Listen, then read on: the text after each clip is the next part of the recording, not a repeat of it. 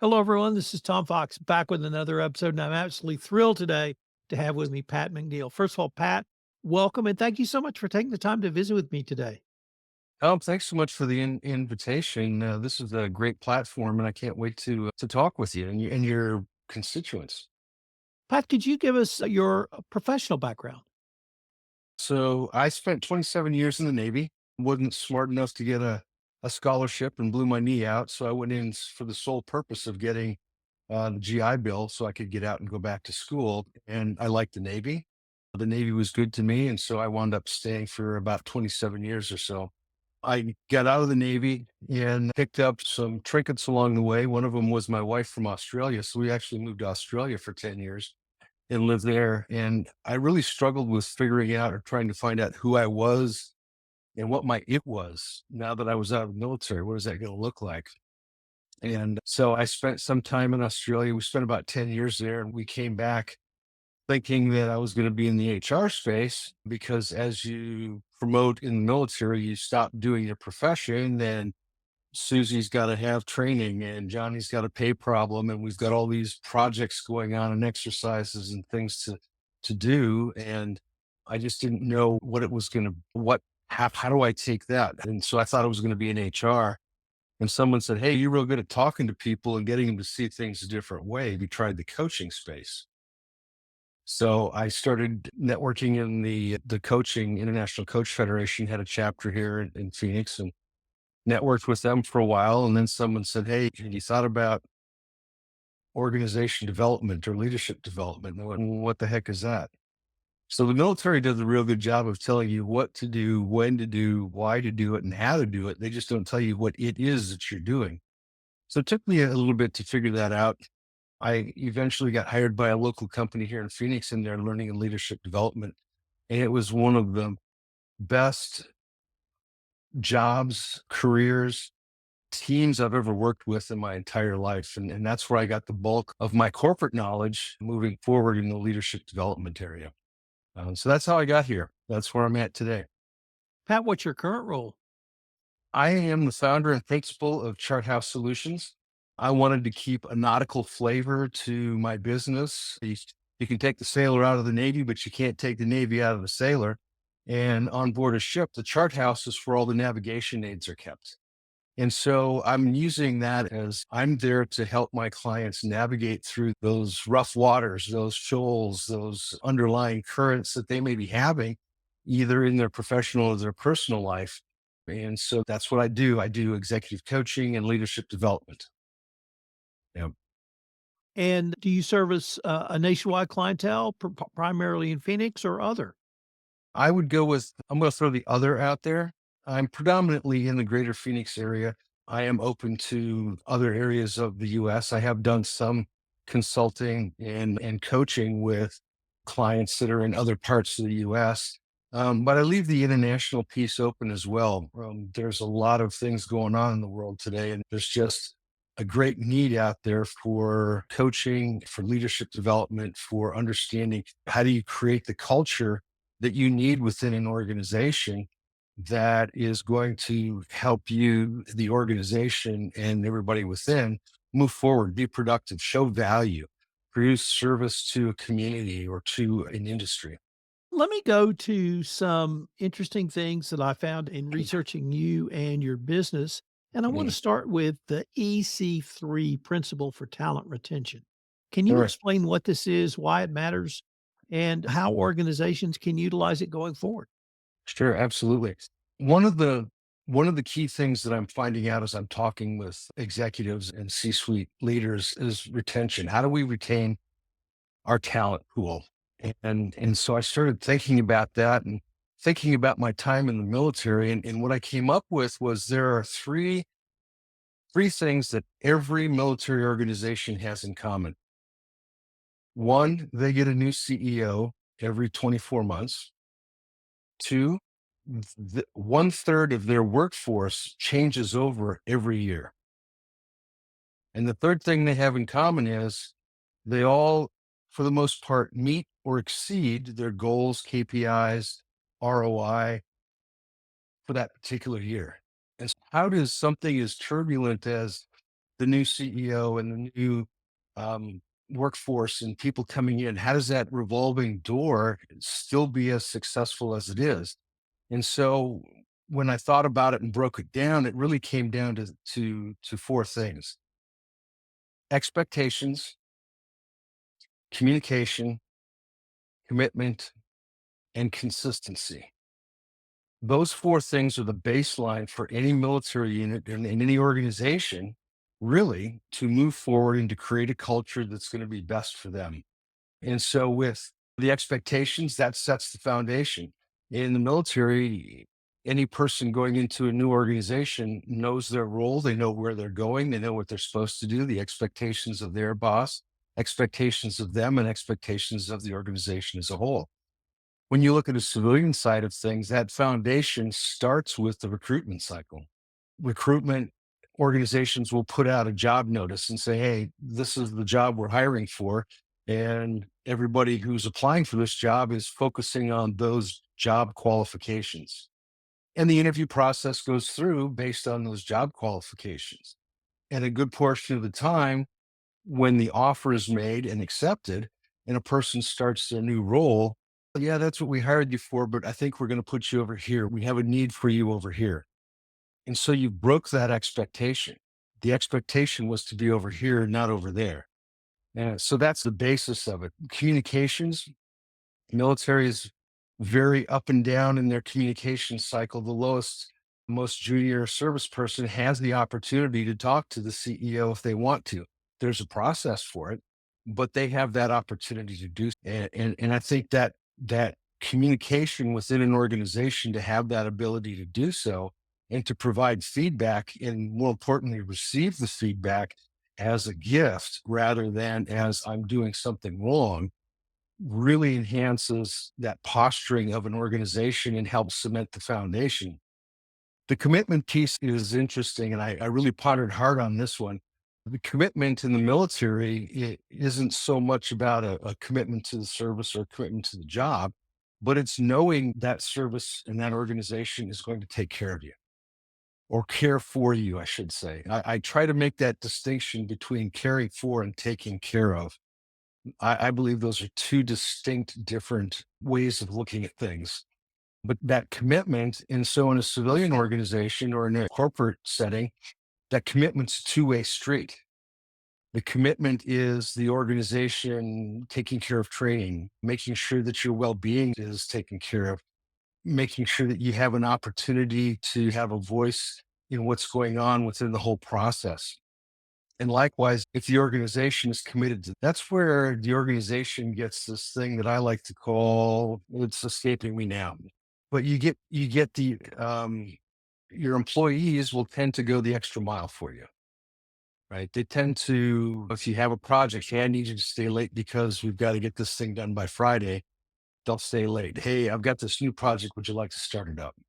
And so that's the commitment piece. And then the consistency is just making sure that you're doing the same things everywhere you go and every day, making sure that you understand and that everybody within the organization understands the consistency that you're trying to put into place to become a better organization. How do you find the reception of the EC3 principles literally in the civilian world, which is your current market? It's taken with a grain of salt to put an EC3 process into place. It's not an easy thing. And I think a lot of organizations are looking for that quick fix. We want organization changed. We want the culture changed. We want everything done now. And that's just not a realistic expectation. Change takes time. And it depends on the leadership, that senior leadership of putting something into place. You can't bring in the EC3 principle and say, we're just going to do it for the mid level supervisors and below because now you've broken those expectations. People down in the mailroom and people down working on the front lines are going to see what's happening in the C suite because they're noticing the behaviors of those people and they're not aligned with either the goals or the mission or the values that have been set forth by that senior leadership circle. Pat, let me change the focus just a little bit to the Lego Sure. serious play method and Yeah. ask you how can that be applied to corporate settings? And what's the role of play in corporate training? I am a huge believer that play is desperately missing from our organizational structure, and that people that are happy tend to give you more that extra effort going forward than they would if they weren't happy or in a playful mood. Now, there is a difference between play, serious play, and regular play. And so Lego Serious Play was actually developed by the Lego company in the late 1990s. So it already has a root in corporations. And they designed it because they were struggling in the toy market. And CEO said, "Hey, I'm going to create this department over here called the Lego Group. And I want you to go figure out a different way of doing strategy." So they brought in a couple of organizational psychologists from Switzerland. They sat down, and these folks had a background in neuroscience. And what they discovered was that anytime you're using your hands, your brain is 75 to 80% active. And when your brain is that active, it allows you to think differently and have different conversations about critical topics. Lego Serious Play is a tool like any other tool in my toolbox. I'm not going to use it if it's not in the right place. And the right place for Lego Serious Play is when you have a critical topic that has no one right answer, but you want everyone's engagement and involvement in coming up with the answer to the question. Go ahead, Tom. Yeah. I have a friend that focuses on training quite a bit, and he introduced the concept of play to me in another podcast series. I'm a Mhm. lawyer by professional background, and that's certainly not something that I ever saw in the law firm world. So I'm not Yeah. sure how I'd feel about that. But now you're the second HR coaching training professional to talk about that. So I think it's something that we need to continue to discuss and continue to explore. Let me turn to the concept of falling forward. Can you explain what falling forward is and what is its role in professional development?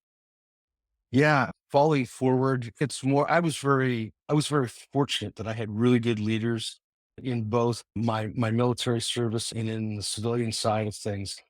People that would allow me to fail and to fall forward. And a lot of organizations have that expectation of being perfect every time coming across. There was one time in the military where it was an accident, but I screwed up and I really thought that it was the end of my career. And I was very fortunate that the leadership saw some value in me. The leadership said, "Hey, this is a mistake. One time is a mistake. Two times, that's a fail. And so you have to learn from it. You have to move forward and learn from it." And they allowed me to learn from it. They helped me along the way. They sent me to sea and said, "Hey, go think about what you did." And came back and went, "Hey, this is kind of fun. I think I like this. This is pretty good." But there are a lot of companies and organizations out there that don't allow their people to fail. And I've been fortunate that every place I've been at with a leader who was worth their grain of salt allowed the people to fail. They allowed them to go out and explore and to be innovative and creative and do things with the not so much the intent, but with knowing that if it doesn't work, let's learn from it. What went wrong? What did we do differently? And how do we move it in a different direction? And that's the falling forward that I talk about in my work. I interviewed a retired Army colonel, and Mhm. she was in charge of training. And she said enlisted men, or enlisted personnel, I should say, were the absolute best barometer to show her what training was meaningful. And she said if it was crap training, they knew it. They knew it within 30 seconds and they completely quit listening because if it was not good training, they correctly identified it as unimportant to Sure. either their mission or even from senior management or the officers above them. So I wanted to maybe spend some time visiting with you about training with purpose and how purposeful training can really drive culture, it can drive engagement, and a whole host of meaningful outcomes. And how do you make that connection in the civilian world? Sure. The great question. Training with purpose boils down to what is the desired outcome from the organization? What do they want their people to know, to learn, so that they can apply it in their day-to-day life, which adds to the culture. And I've been one of the things I tell people is, think of the best training you've ever went to. And you came back from that training and you went, this is the neatest thing since sliced bread. And you start putting it and you start applying it. And after about the third week after training, what did he say on the second hour? And I forgot how to put this into play. What does this look like? So for me, training with purpose is about not only getting the right training in the right moment, but does the organization have the structure to support that training when their people come back from it? How do you support that and make sure that the money you've spent on Johnny or Susie or whoever to get the training that is going to provide value to your organization, how do you make sure that they're applying that and that they're doing that and that you're getting your return on your investment with it, with that employee? And so it's about that structure. How does the organization structure it? And a lot of it comes down to internal, external, having some form of a coaching process put together. It's about perhaps getting some of your trainers trained in the art of whatever that particular training is. So now you have a subject matter expert available within your organization that's not going to cost you an arm and a leg because you're paying consultant fees, but it also gives employees an opportunity and someone to go back to ask questions about. I forgot how to put this into play. I forgot what this is going to look like. I forgot how to do SMART goals. Help me out with this. So a lot of organizations don't have that structure, and so when you think about training and bringing in, there's a myriad of off the shelf leadership training that is out there. But if you send two or three people to this and you come back and you've got an organization of 200 or 1,000 or 1,500 or bigger, how do those three or four people make an impact across the organization or across the department or division that they're in, so that it can eventually get across the organization? And that's that structure that needs to be put into place in any organization. So the what I'm really trying to see if I can work towards is, do all of these ways really help drive culture? Because in my world of corporate compliance, the Mhm. regulators in the form of the Department of Justice have finally recognized it's really all about culture. Yes, Yeah. you need policies and procedures, and yes, you need to monitor and all of those things that are in a best practice compliance program. But if your culture says we'll do business ethically and in compliance, that's going to go a long way towards making sure people don't violate the law or even violate your compliance program. Do- Can we really see all of these things, strategies, and even tactics that you've articulated as Mhm. helping to improve the overall corporate culture? I believe so. People today are looking to be recognized. They're looking to be empowered. They're looking to be involved in an organization. They want to feel value. And we do that by sending them to training, getting them the proper training, the right training in the right time, in the right mode, by making sure that we're communicating properly up and down whatever that structure looks like, to make sure that everybody in the organization from top to bottom understands what is the mission, what is the vision, what are our values, why are we moving forward in the way that we need to move forward. That all adds to culture. That all comes into that baseline of culture. And I think it starts with expectations. It really does. If you have someone coming to an organization with an expectation of, hey, I'm going to be a widget turner, and you get into the organization, they go, no, we want you over here doing the thingamajig. I'm trained in that. You'll pick it up. Here's a book. Go read it. You've lost that, right? It's just out the window. And that is very detrimental to culture. Yeah, I think all of it is very important to creating the culture that you want, but it starts at the top. It's got to start at the top with the CEO and it's got to come down. If it doesn't start there, you, you can get pockets of it here and there, but it's not going to be in the best interest of the organization, because now you've got a pocket over here. You might have silos because, oh, we can't do that because they're doing that. And now you've created a wedge in the culture instead of trying to smooth things out and bring people together for that mission and that vision. we're going to move this company forward. We're going to do that. Well, now let me ask you a rather personal question, not personal about you, but personal about me. My father So, retired as a lieutenant commander, mhm. and he often said to me, once you're an officer, you're charged with knowing everything there is to know that an officer should know in the US Navy. And if you don't know it, I suggest you go learn it. One, is that an accurate statement in your opinion? And two, is it still true today? The Navy has changed so much. The military in general has changed so much. I've actually been out of the military for 20 years, which is almost as long as I've been in the military now. I do have a lifeline back in there, though. My son decided to follow in our footsteps. And as luck would have it, he is a lieutenant commander. And I would say that it is every officer's mission to know that organization and how it runs. Yes. Because there's going to come a time when they may be the officer of the deck, or they may be the navigation officer, or they may be in charge of running some sort of operation. So they have to know the goings of the ship and how it works and the maintenance and what might go wrong and what could go wrong. And that's twofold. So that's, you know, one, it's the officer's responsibility, but it's also the chief petty officer's responsibility to make sure that the officer's learning this as well.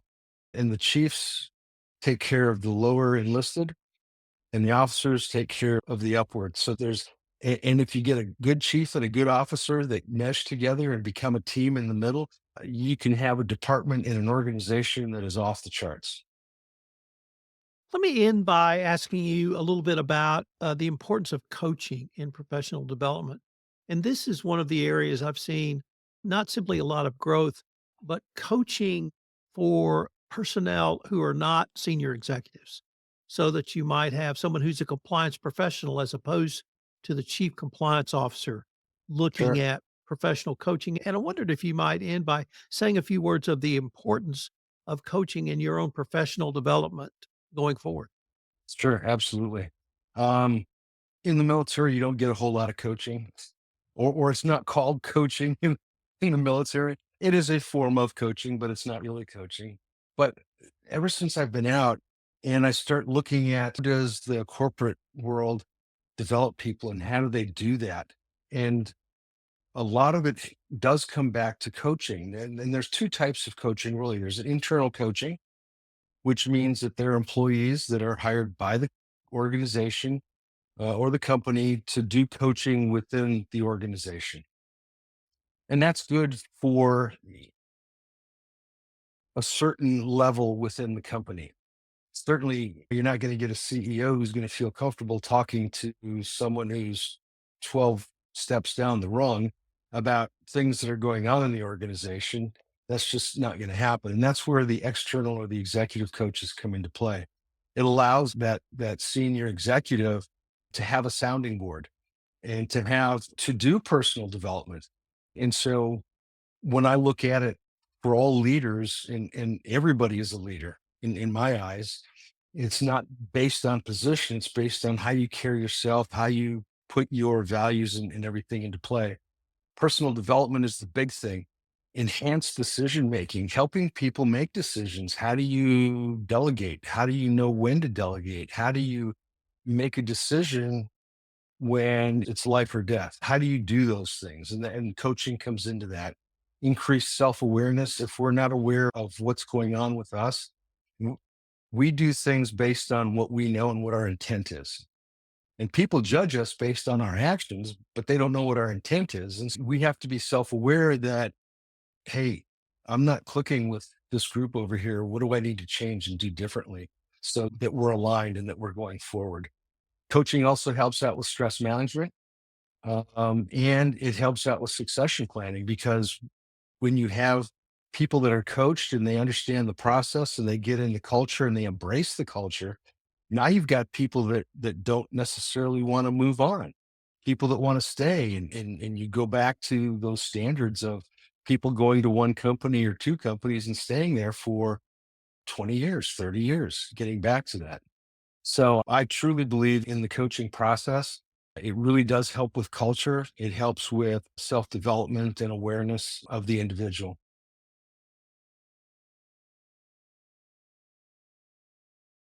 Unfortunately, now we are at the end of our time, but before we leave, I Sure. wanted to ask you if our listeners wanted to connect with you, find out more about your consulting practice, what would be the best place or places for them to go? So you can always get a hold of me on LinkedIn. I'm happy to connect there. And you can also get a hold of me at my website, www.charthousesolutions.com. And in there, there's a link where you can connect and we can connect that way. So those are probably the two best ways to get a hold of me. Well, Pat, I wanted to thank you again for taking the time to visit with me, and I hope we can continue this conversation. Thanks, Dom. I appreciate it. You have a great rest of your day and happy holidays ahead. All right. And the same to you, my friend. Yep.